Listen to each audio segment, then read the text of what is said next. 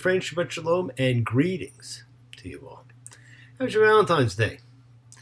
Now, did you ask someone to be your Valentine? It has become such a wonderful indoctrination, and so far from its origins, celebrating the Roman festival of Lupercalia, which was quite a festival, and not like our modern-day celebration at all.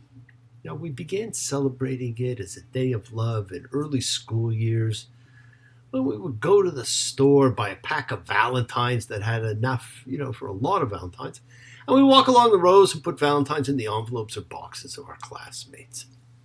And we all had a lot of fun with it. It is the non-Jewish festival of love, and we all want, seek, need love. We all need real love in our lives.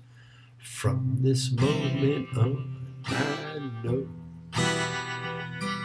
exactly where my life will go. Seems that all I really was doing was waiting for love.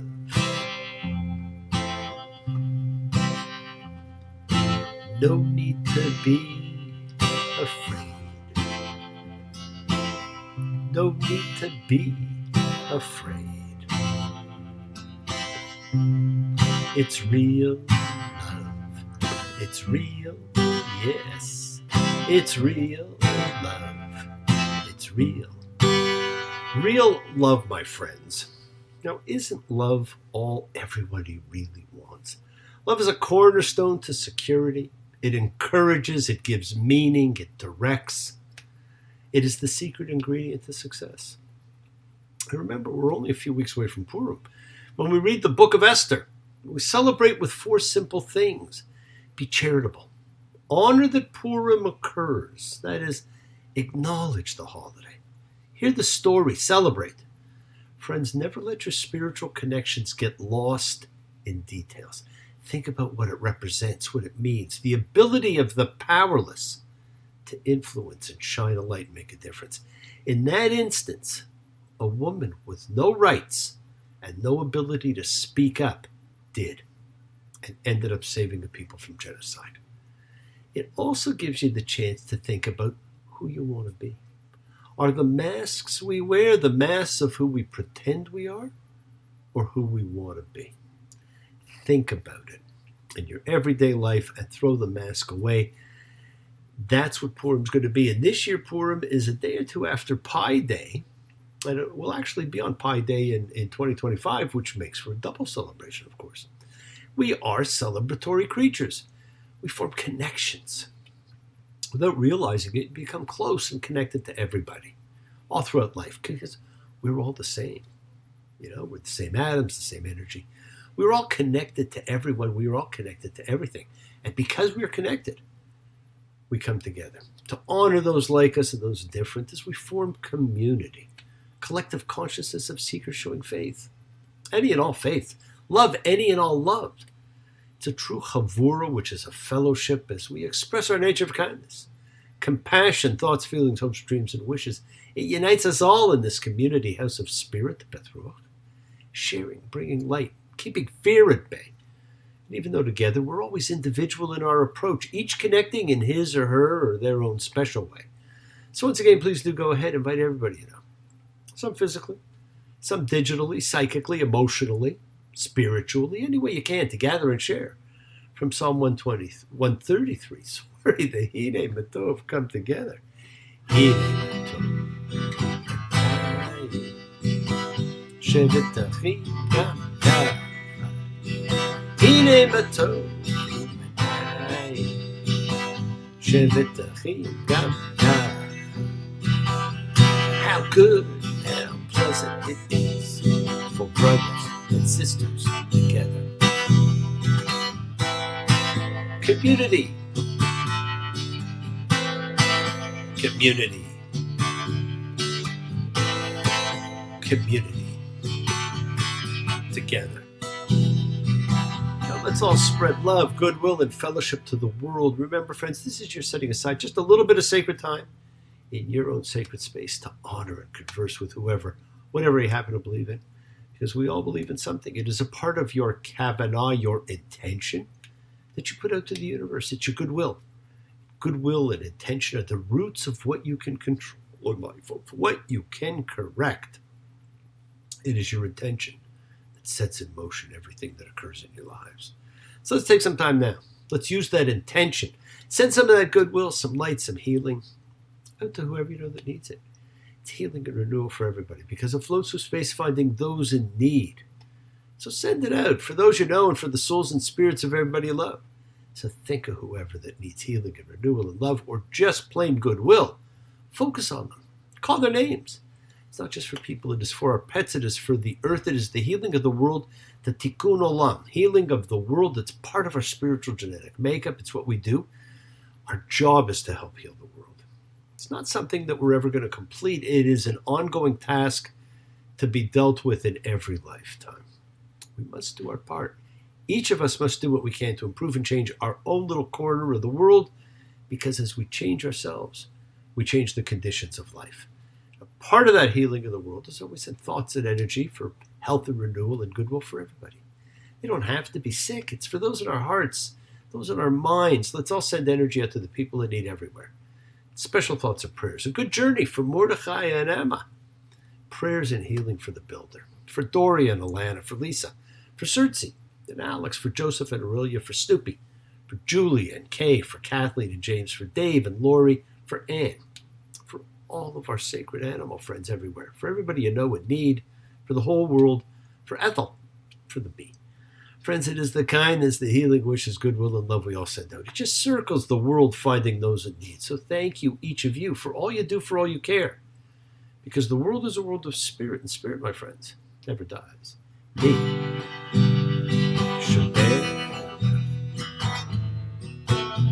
Avotenu. Makor HaBracha. Limotenu. May the source of strength bless the ones before us. Help us find the courage to make our lives a blessing. The renewal of body, the renewal of spirit. Let us say, Amen. Baruch, let us all have our spirits renewed. This is the great prayer for healing, which we call upon God to heal as He's healed before. Baruch, may He who blessed, with all healing's a blessing. So let's all send and receive healing and renewal energy in our efforts to love, to share, to care, to grow. Now, the world's simply better when we connect and unify and not divide, and when we have love. And today, we just get so pulled in different directions. We get stuck in places.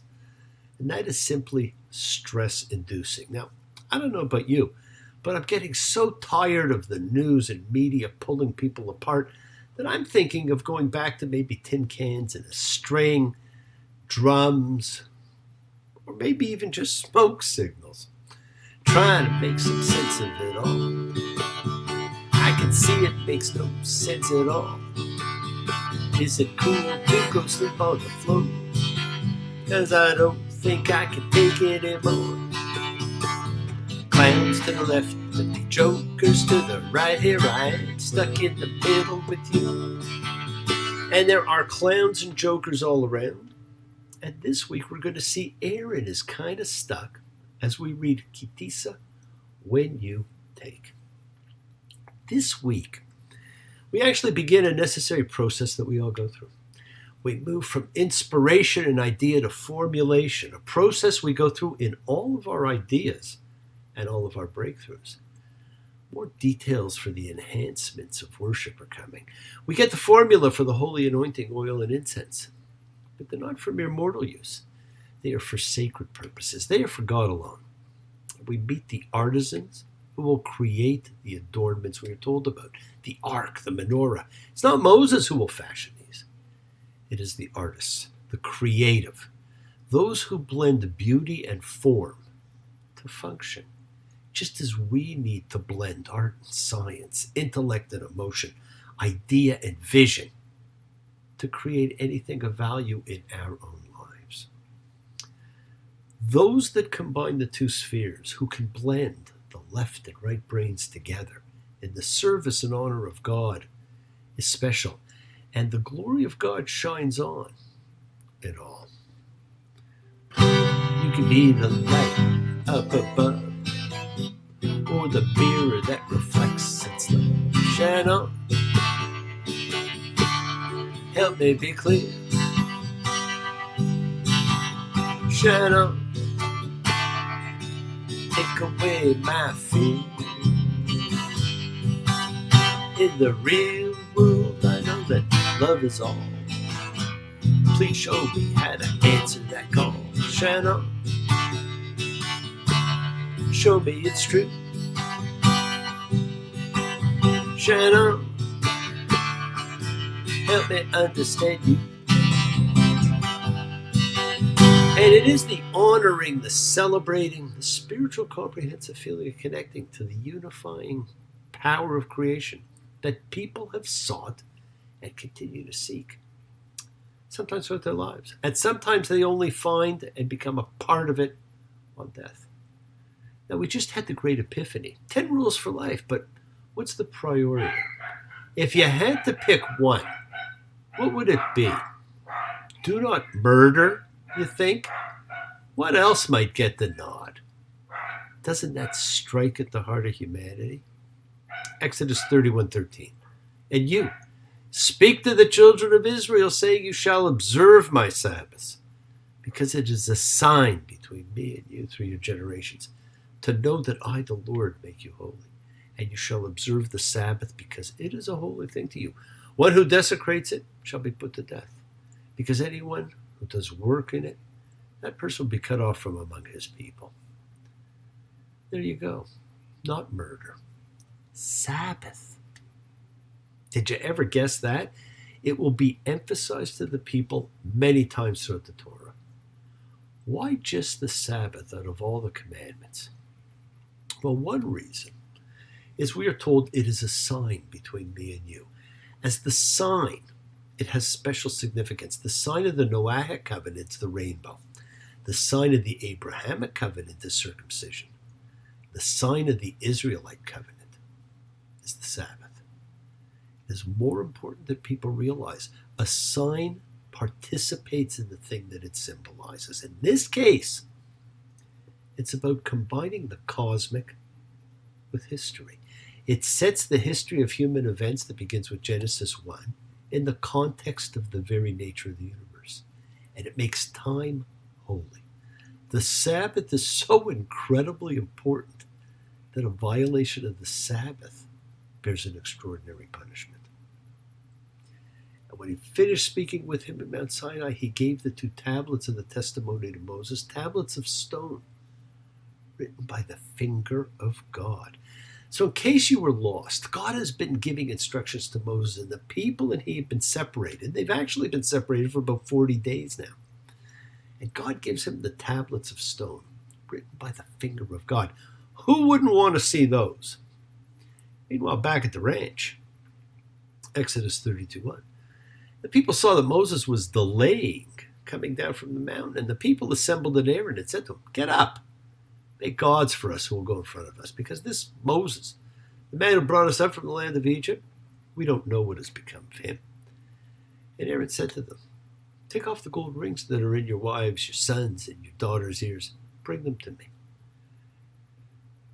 The Lord spoke to Moses, go down, because your people whom you brought up from the land of Egypt has corrupted. Now, we're at this mystical episode of the golden calf, Egel Hazahav. Now, many believe it was an idol or a cult image. What it represented has actually been debated by scholars for thousands of years. In the Near East, there's a common image of bulls and calves, and even if an idol, it would not have been a god. These people used idols as representations, but they did not consider them to be gods, as we think that they did. The golden icon was conceived as the terrestrial throne or platform for the deity, having precisely the same function as the cherubim over the ark. The golden calf is therefore a kind of anti-tabernacle or anti-ark, meant for the same end of making the divine dwell among the people, but doing it in a prohibited fashion. When Moses was gone, the people needed a new leader. The calf was that new leader, as they would have imagined God riding the calf. But this story is also a call for people to reflect on what golden calves they continue to erect in their own lives. Where do you put your treasure, your time? Where do you put your attention? Finger, he's the man with the Midas touch. A spider's touch. Golden words he will pour in your ear, but his lies can't disguise what you fear. For Golden Girl knows when he's kissed her, it's the kiss of death from Mr. Now that film made James Bond a superstar, but more so, it made the Aston Martin the coolest car in the world, but only if you took the ejection seat and oil slick options. So what are the golden calves of today? Yes, we immediately think of gold, money, wealth, crypto, today's gold. But perhaps control is a modern golden calf, where some pray at the altar of power. Maybe prestige, where so-called influencers who primarily are never experts in any subject influence the mindless masses or mob around them. We've moved far from just considering money as the new God image. But how could they have committed the golden calf sin so soon after the revelation, within 40 days after actually hearing God speak from the sky? What we see, my friends, is that it's when God is closest that humans commit the greatest sins. Similarly, in the story of Eden, where God walks among humans, they violated the direct command. And as we will see, through the wilderness period to come, in which the people see miracles daily, manna, column of cloud and fire, they're repeatedly rebellious. It seems to appear that close proximity to divinity, to an all-seeing, all-knowing divine parent who's always watching, commanding, and judging, is really not tolerable for human beings. So what made Aaron make a golden calf for the people? It is the great bane of man. It comes from doubt and fear, the things which still imprison us. Aaron's fear got the better of him. That brings us to one of the mistranslated words in this reading, Exodus 32:4. And all the people took off the golden rings that were on their ears and brought them to Aaron, and he took them from their hand. He fashioned it in a mold and made it into a molten calf, and they said, "These are your gods, O Israel, who brought you up from the land of Egypt." Then Aaron saw, and he built an altar before it. And the word vayera is the word for "and Aaron saw" in Hebrew. But in the original Hebrew text, before the vowels were added, it could also have meant "and Aaron was afraid." And that makes more sense and tells you why he did what he did. Fear. How much does fear rule you? Moses destroys the golden calf and the tablets written by God at the same time. So he goes back to God, confesses to what he did. But don't forget, he's talking to God, the dude who knows everything. And because God knows everything, there's a reason for everything. Exodus 34:1, and the Lord said to Moses, "Carve 2 tablets of stone like the first ones, and I'll write on the tablets the words that were on the first tablets, which you shattered." So we got God telling Moses to carve them this time. I don't know about you, but we had a set written by God. And now to replace them, a set that turns out to be written by Moses. Talk about lunch bag letdown. They're not the same. There are minor differences that occur. In fact, 3 of them are similar to the commandments that appear in Exodus 20. The other 7 are different from the 10 commandments that God spoke out loud over Sinai. The differences are minor, but you'll see them. And Moses comes back down the mountain. We get our second major mistranslation. Exodus 34:29. And it was when Moses was coming down from Mount Sinai, the 2 tablets of the